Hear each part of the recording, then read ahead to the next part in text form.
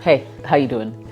So, a lot of guys are unlucky with women, not because women despise them, but because they actually get a couple of things wrong when it comes to women. And once a woman becomes wary of you, it becomes an uphill task to try to get her to look your way ever again. And that's why you guys need to avoid these mistakes I'm about to highlight in the video coming up that chase women away.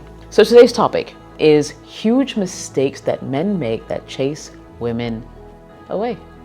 You're smart. Let's jump in.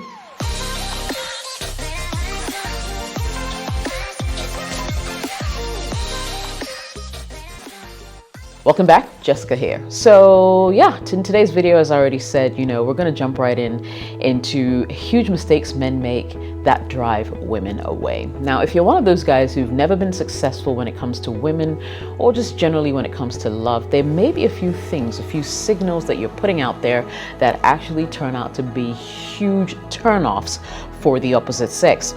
Hopefully by the end of this video, I'll be able to highlight a few for you, and you can begin to work your way towards being more successful when it comes to women. So if you're ready, and I'm sure you are, I am sure you are, I am sure you are, I am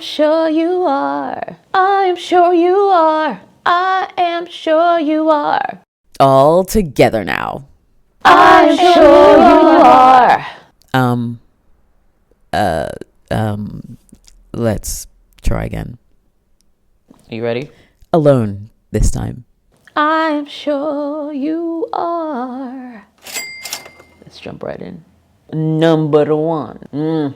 Number one is being in a hurry to start a relationship. And this is a really common thing that happens, at least in Ghana. And please, if you're watching this video from anywhere else in the world, and this is like a phenomenon that actually happens in your vicinity as well, please comment below. But in Ghana, oh man, it can be downright annoying. You can meet a guy within minutes, and the next thing he's saying is, I love you. Now, no woman's going to take you serious if you do that. Do not be in a hurry to, profess love to a woman you just met 2 seconds ago. What's wrong with you? No, seriously, what is... That is the biggest turnoff when it comes to women. And if you ask me, if you're looking for the fastest way to get a girl to run the other way and never look your way again, is to utter those words, I love you, after meeting her a short while ago. A day is too short, 2 days are too short, 3 days are too short. Listen, I'm not saying that there's nothing like love at first sight. You can actually go ahead and feel all the love that you want to, but I'm just saying that keep it to yourself until you fully understand what it is you're feeling. For all you know, it could be infatuation and not even love. Plus, if you're too quick to blurt those words out, you leave the girl wondering if you do that to every other girl you meet, and you do not. I repeat, you do not want to create that impression that that's the kind of guy you are, even if you are. I'm just saying. So don't be too quick to jump into a relationship. Don't be too quick to utter those words, I love you. It's the biggest turn off in the book. Number two, being overly possessive. All right. Now, how do I break this down? Lots of women don't like men who just won't allow them to be. Allow them to function, allow them to be themselves. Always keep this at the back of your mind. Before you met this girl, she had her own life going, all right? And to be honest, you both have to make or create a space to accommodate each other in your life should you decide to get into a relationship. So it's rather disconcerting when you meet a guy today, you start dating, and then within a month, the guy's trying to own you. And I think it's sort of like vice versa. No one likes it when people are trying to sort of tell them what to do all the time, try to be in their business 24/7. When you love someone, give them the benefit of the doubt. Give them space. If they prove you wrong, it's a completely different conversation. But I believe that you always need to, give your partner a little bit of space to function, to reason, to just be, to hang out with other people apart from you. Because the last thing you want to be is clingy, Clinginess is never a good sign, and any serious woman will walk the other way as soon as you start to do that. So cut out with the whole possessiveness thing, and don't think that she's so pretty, all the guys are going to be hitting on her, and so I'm going to keep her under my wing, basically. She's not an ornament. She's another human being who needs to breathe to function just like you do. Number 3, talking about your ex. Oh man, like, it's okay if you guys just started out on the relationship, and maybe you're talking about the fact that, hey, you had this crazy ex who just wouldn't let you be, and that kind of thing. It's okay to talk about your ex in terms of just, going down the whole line of full disclosure when it comes to the person you're dating. However, when this becomes a constant thing where you're also comparing this current girlfriend or this girl you're interested in to your ex, and it's just, oh, my ex was this and my ex was that, it could go both ways. Look at it this way. Maybe you could be praising your ex, okay? Which would make your current girlfriend feel like, okay, what am I, chopped liver? Like, I'm not good enough for you. You're here telling me about your ex and praising this ex all the time. If she was so good for you, why did you leave, right? Or you could be putting your ex down. Now, in my mind, it's also telling me that one day, if I happen to be on your bad side and I ever become an ex, I should expect you to also be putting me down in front of people. So you want to be moderate about it. Yes, maybe along the lines, as I already said, of full disclosure. You can go in and say, okay, so I dated this woman. We dated for 4 years. It didn't work out due to differences. And that's where it ends. And as far as I'm concerned, anything else beyond that is really pushing it. Unless, of course, this woman wants to know specific answers to her questions about this mysterious ex. I do not think that you necessarily have to volunteer information, and so often that it actually becomes a problem. Number 4 is being stingy. Now, of course, I can't talk about things that drive or chase women away if I do not honestly talk about being stingy or selfish. Nobody likes stingy or selfish people.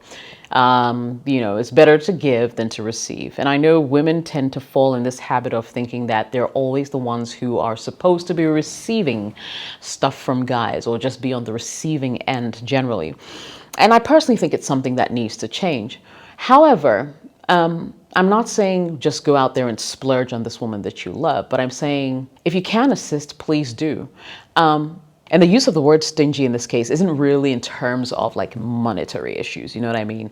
It could be stingy in sharing of information, sharing of food, sharing of clothing, sharing of anything. If you're just downright stingy, you want everything to be about you, then of course this woman's going to be turned off by it, and I'm sorry, you're going to end up pretty much alone. And this kind of goes for both sexes. It's not just a man thing, but since I'm addressing you guys, well, I might as well just throw it to you. All right, number 5. Number 5, you push for intimacy too soon. Now, there's some guys who, and I get it, maybe she's gorgeous and your loins are always activated when you see her. I get that. I understand that. Sometimes there's so much sexual tension that it actually gets really difficult for you to control yourself. However, there's so much respect in a guy who feels everything and yet is able to tame his lions. If you ask me, the best way to approach something like that is to actually let the woman be the one who initiates, because then you know for sure that she's ready for you, she wants this, and she's ready to give herself to you. But if you're a guy who's constantly pushing for intimacy or sex, I'm sorry, over time she's going to start to feel as if that's the only reason why you're actually in a relationship with her. And chances are she's already been down that road with a couple of other guys who, as soon as they got intimate, walked the other way. You want to be different. Look, there's so many ways to, right, without actually doing it. So good luck with that. Good luck with that. Thank me later. Number 6, not being straightforward. Now, nobody wants to be with someone they can't predict or someone they can't rely on. Reliability is really essential when it comes to the game of women. Now, If you say you're going to be there, be there. If you say you're going to do something, do it. Once she begins to question your dedication or commitment to the relationship you're in, you're actually going to be in trouble. And she's going to start looking out for other guys who will give her what she wants. That steady kind of support and love that she's looking for. You cannot afford to be a man who says one thing and does the other. It's called integrity. And so I'd recommend that you work on your integrity such that when you say something's going to happen, it actually does.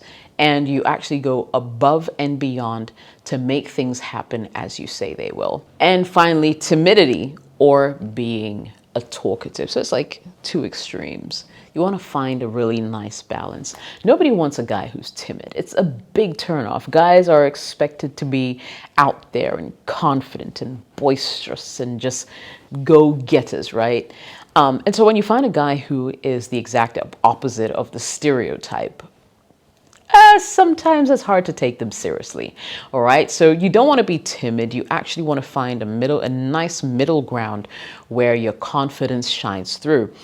On the other hand, you also don't want to be too much of a talkative. And I know there are people who generally like to talk, right? About anything and everything. And that's okay. There's nothing particularly wrong with that. But once again, you need to hold your horses a little bit. Because if you're also a guy who's just like blabbing, blabbing, blabbing, blabbing, blabbing, blabbing, blabbing, blabbing, blabbing, blabbing, blabbing, blabbing, blabbing, yeah, she's just going to dance her way out of your way. Nobody likes talkatives.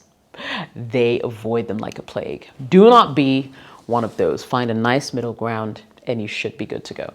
I hope that these 7 mistakes are ones that you will avoid to help you be a little more successful with women the next time around. My name is Jessica. If you like the video, do me a favor, smash the like button, subscribe, turn on notifications so you get a notification every single time I post. In the meantime, your girl's gone. She gone. Woo! Mama.